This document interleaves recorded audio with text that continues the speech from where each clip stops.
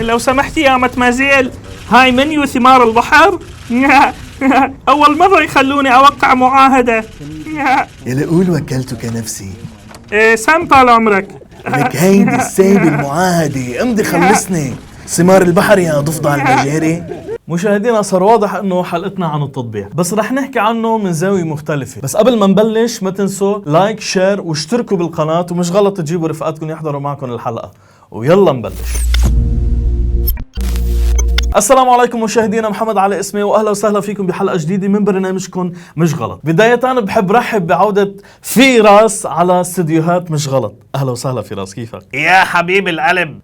بس عمهلك شوي، شو استديوهات يعني؟ حسسني كأنه استديوهات هوليوود، ما كلها غرفة متر بمترين تحت الأرض، والنش أكلني وصابني ربو من الرطوبة. لئيم. اوكي، مثل ما كنا عم نحكي، كلنا صرنا عارفين بالعلاقات الإماراتية البحرينية الإسرائيلية، وطلعت للعلن بعد سنين من الحب بالسر ومراسيل ولقاءات تحت درج برج خليفة، وأخيرا المأذون كان الشيخ ترامب. طبعا هيدي المسرحية ممكن يستفيد منها ترامب والنتنياهو. ترامب بحاول يرضي اللوبي الصهيوني انه لايكوا يا جماعة، جبت لكم بلدان عربيين زيادة على التطبيع ويلا رجعوني رئيس. والنتنياهو اللي بهيدي الصورة عم بيحاول يشوف قديش صار له واقف على اجره نص، والنتنياهو عم ياكل راس الإسرائيلية انه يابا انا اللي جبت لكم السلام وصار فينا نسكر ال7000 ملف فساد اللي ضدي. وهن اثنيناتهم ما عارفين انه لا اللوبي اليهودي بعد يقبضوا لترامب ولا الإسرائيليين مصدقينه لنتنياهو. وانه شو يعني؟ مثلا قالوا لك الصواريخ الإماراتية مشتركة بنية صهيونية من شرهم، ولا النظام البحريني الثاني يعني يومية عم بيعمل عمليات أمنية ضد قيادات الموساد؟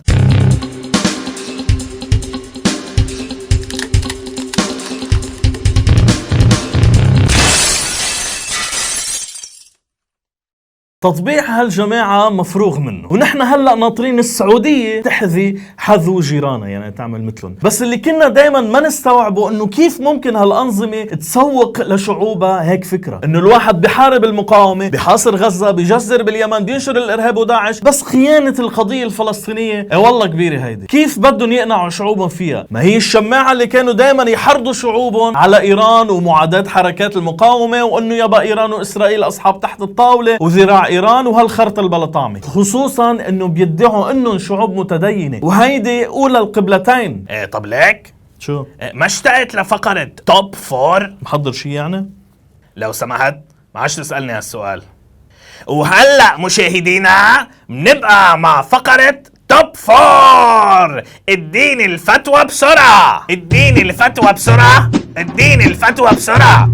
الفوزان مرتبة رابعة. فدل على أن الخروج على ولي الأمر أنه كبيرة تستحق القتل، عقوبة له وتعزيرا له وردعا لأمثاله. يعني شو ما كان عندك ضد الملك الحاكم ظالم حارم فارم، اوعى تعارض، اوعى تفتح دمك، فاهم؟ طب والتطبيع حلال اللالي، والتشزير حلال اللالي، والتجويع شو استخي فاتح لك مسرح للفنون انا؟ السديس مرتبة تالتي.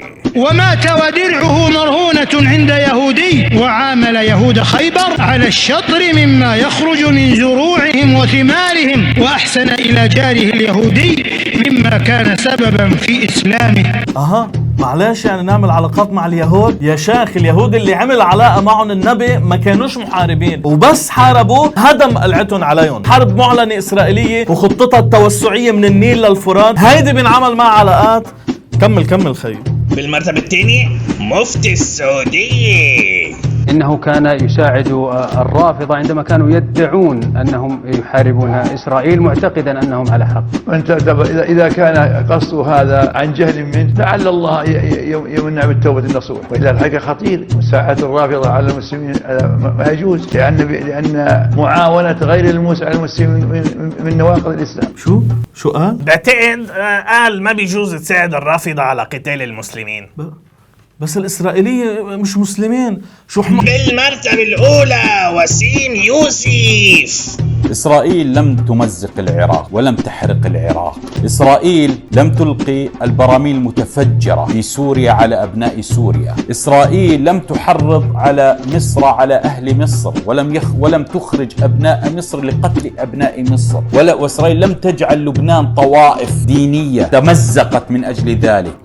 طب خيي، أطفال قانا واحد، هودي شو لك اسمها قانا واحد لانه لما الاسرائيلي لقاها نجحت اول مرة وضوبت لحم الاطفال قام عمل جزء تاني بال2006. يحرق عرضك شو غبي. عمالك طول بالك، ما بيجاوبوا غير شيخ واحد مؤمن وطاهر ووطني. فلسطين ساحة جهاد وساحة قتال وساحة ضد العدو الصهيوني المغتصب للأرض، ونحن هنا في دولة الإمارات ما عندنا سفارة يهودية ولا نعترف بكيان صهيوني. ايوه هيدي هي لك هيك اعطيني طاعة ولي الامر. هيدا صار بغير محل كليا. يعني مثلا السعودي استراتيجيته واضحة، بده ياخذ موقف بيفتح على اكسبرس الفتاوى ابغي فتوى لتخفيف الصراع مع اسرائيل، وهوب بيصيروا محاضرات عن التجارة مع اليهود وفتح علاقات معهم. بينما الإماراتي غير، بياخد هو الموقف والمشايخ بيلحقوا. لك ما أصلا الدين آخر همه، والدين لعق على ألسنتهم. كل هيدا حتى يسكتوا أي حدا ممكن يصرخ يا للمسلمين يا للقدس. وبالنهاية هيدا ولي الأمر شو ما عمل فهو كرمال مصلحتكم. يا جاهلين انتم ما بتعرفوا بالدين. بس شو المكاسب اللي حققتوها؟ بشرفكم عن جد شو المكاسب اللي حققتوها من هالصفقة التعيسة؟ لا الإسرائيلي بيوثق فيكم ليعطيكم طائرات F-35 ولا قايم لكم وزن لحتى يوقف بناء المستوطنات. لك حتى ما بيسمحوا لكم تمشوا حدهم. وما حدا يقول لي انه هيدي مشيت البروتوكول، لانه هالضحكه وهالرخاوه مش خارج البروتوكول ابدا. بس انا بخبركم شو المكاسب اللي حققها المسلمين من هيدي الصفقه. غنيه مسخره على القنوات الاسرائيليه بتلاقي فيها ابن زايد راكب مع نتنياهو على طياره حربيه، وافتتاح مطعم اسرائيلي بالامارات ببيع فلافل اللي هي اصلا اكله فلسطينيه. هالقد بيطلع لكم. وبالخلاصه مصر والاردن كانوا اول من طبع مع اسرائيل، ولليوم شعوب هيدي الدول ما شافوا ولا يوم في خير ولا تغير شيء بالنسبه للشعب الفلسطيني المظلوم. واليوم ملوك الخليج اللي ضلوا يأججوا الصراع السني الشيعي ويحرضوا العالم على ايران حتى يبرروا تركهم للقضيه الفلسطينيه كشفوا القناع عن وجوههم. تعرف يمكن هيك احسن، حتى ما عادش يضل في حجه عند حدا انه مش شايف والله الصوره واضحه او انخدع او عنده امل بالعرب الخلجاني يرجعوا حبه تراب من فلسطين. السيد موسى الله يرجعه بالسلامه قال شرف القدس يأبى الا ان يتحرر على ايدي المؤمنين الشرفاء، ورح نحررها. والسلام.